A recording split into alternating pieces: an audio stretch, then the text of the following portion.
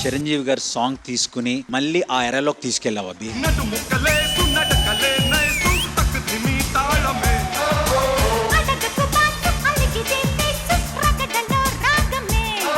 ఆ అమ్మాయి పర్ఫార్మెన్స్ కి నేను స్కోర్ ఇద్దాం అనుకుంటున్నా సీరియస్.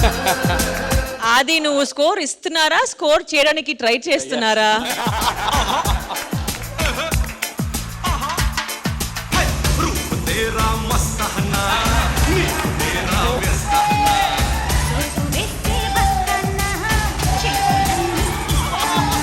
చంపేస్తావా పిల్లోడిని?